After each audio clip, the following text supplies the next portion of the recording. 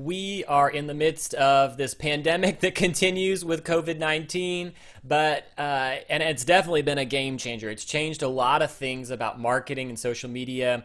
But what do you do on the other side of this? How do we approach our social media marketing strategy? Is it the same or is it going to change? And so today we're going to talk about some social media marketers that predict the future post COVID. So that's coming up. Welcome to the Bite Size Marketing Hack Podcast, where you get the confidence to hack your marketing 5 minutes at a time. Hey, what's up, guys? My name's Rashawn. And I'm Mark. And today we're going to talk about how do we bend this curve, and really effectively and efficiently use social media in such a way where we can sort of push back the pain that came, the aftermath of COVID-19, So let's talk about that today. We have some really good experts that will help us see how to walk through, this next season. Yeah, so guys, this list that you see up on your screen if you're watching on Facebook, or we'll read it if you're listening on the podcast, but this list was assembled by Social Media Today by some social media marketers that are really effective in this space. And this is the consensus from all of them. And so it's helpful to sometimes hear, like, what are the people out there who are getting some traction? What are they predicting for the future? So post-COVID, here are the 6 things, and I'll read it off, and then we can just share some thoughts on what does social media look like as Rashawn's talking about that, as the curve is flattened, and then on the other side of that with COVID, what does that look like for your marketing? Yeah. So number 1, social media jobs and creativity skills will be valued more than ever. Number 2, video content will continue to rise in production and demand. I think that's pretty key, the production side of there and demand. Oh yeah. The more authentic the content, the better. Honesty, empathy, and social consciousness will win on social media. Number 5, social listening and community engagement will be at the forefront of marketing strategies. And finally, number 6, we'll be constantly adapting to new technology and changing consumer needs.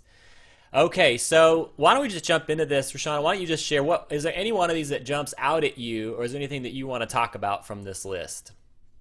Definitely. This pandemic has been I would say, a infodemic, or inspiredemic, like, because it's inspiring us to really think outside the box, even think, Yes. sort of think ahead of time on, like, what can we expect.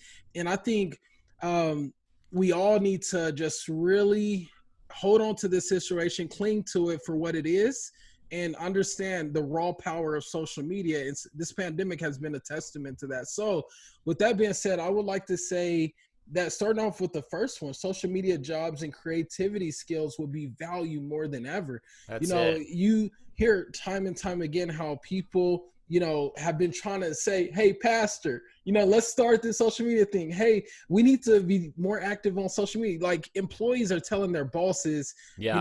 if we look back at the beginning of this year, we need to be more engaged and involved on social media. But, everyone sort of turned a blind eye to it because, a lot of times they were already doing well and prospering. But what happens when the whole world shuts down?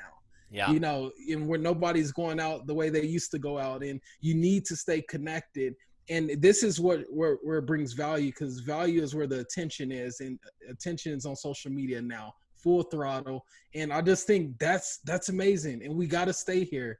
And that's my heart and hope for everyone listening, that your business will understand, the value's going up, and either jump once, investing in that new social media director now, or regret it later, or either you learn it if you don't have the resources and really invest, because you'll be more valuable with it than without it.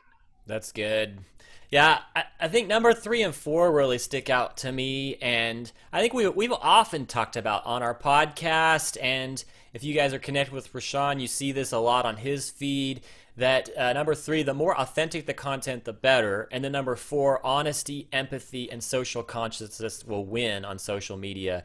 And I think one of the things that I've noticed that's happened in 2020, and probably it's 2019, 2018 as well, but especially 2020, is people's BS meter. They're picking up on all the stuff. Like when Yeah, people are not being real and they're putting stuff out there, people don't have time for it true. anymore. They're just done Yeah, with that. And then beyond that, it's like I think people they're so longing and hungering for just real connection that's not like controversial and just yeah, crazy, that when you are just authentic and when you're honest but also empathetic, and then you bring in there kind of that element of awareness of what people are struggling with socially right now, yeah. that just wins. And it doesn't even have to be specific content to your marketing niche. If you just are empathetic and real on social media, you win. And I think that's right that says that here, and that's going to be the future, that people are going to continue to want to connect, especially during these times of uncertainty and post COVID. They're going to want to connect with people who are being real and honest. So true, Mark. And I'm glad you touched on that. And I would say if there was a number two, I love even number six, where it says, we'll be constantly adapting to new technology Yes. and changing consumer needs, and I'm just foreseeing it from the standpoint of, Amazon they're just amazing at what they do. Like they have that personal touch when they show up at your door.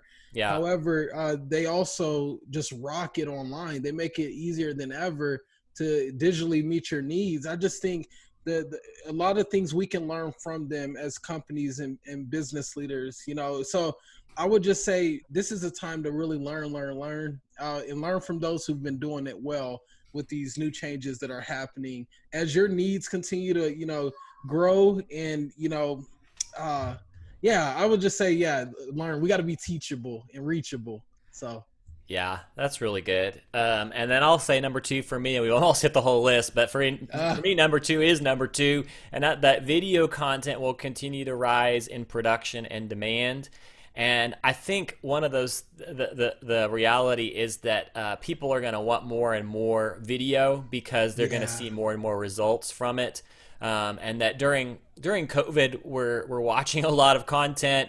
My phone tells me every week how much screen time I've got, So whether so I don't even know true, how to so turn that true. feature off, man. Sometimes I'm like, I don't know if I want to know this, but Wow, yeah, me too. but we're spending so much time on our devices, and that doesn't show signs of slowing down. And you can say what you will about whether that's the best choice or not, but that's where people are. And so we hope to help people make healthy choices around that, definitely. But at the same time, video content is where it's at, and this is how people are engaging. So if you are investing in something with your social media into the future, video is a safe bet.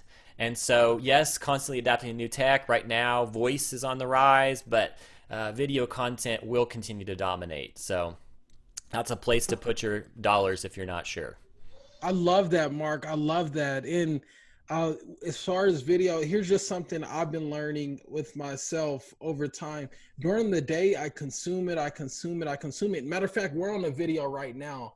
And there's times where I have live interactions with, as far as business partners. And there's times I'm just consuming YouTube and this and that. And I stop and hang out with the boys and watch Peppa Pig with them. Yes. But fast forward, here's what's true. By the end of the day, I'm wanting to throw my phone out the door. However, or my computer out the door for a little bit. However, here's one thing that I keep it close and nearby for is to audio. I love listening to audio at night, and a lot of Yes. consumers, they're tired of looking at a screen by the end of the day, Yeah. but they'll consume your podcast content. They'll consume audio content, even listen to YouTube. So just don't shy away from even the audio aspect, although video is most Uh-huh. important.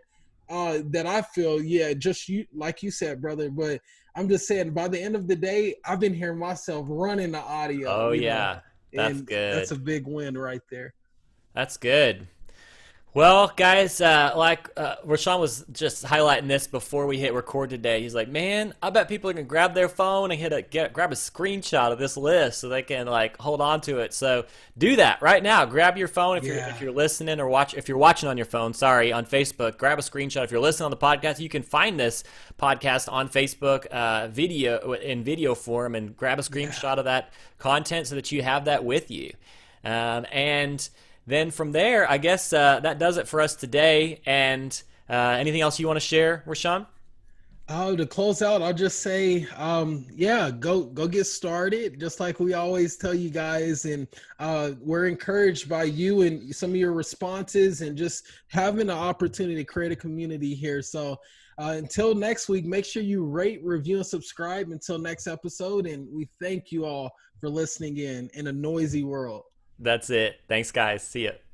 Thanks for joining us. Be sure to rate, review, and subscribe. And visit us at bitesizemarketinghacks.com for more resources, episodes,